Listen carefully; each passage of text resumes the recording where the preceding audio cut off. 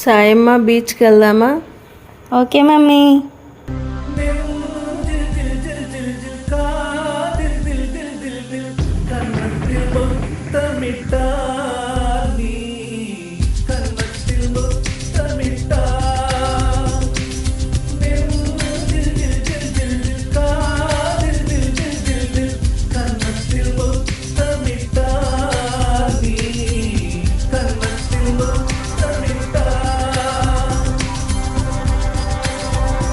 ஒரு தெய்வம் தந்த பூவே கண்ணில் தேடல் என்ன தாயே, ஒரு தெய்வம் தந்த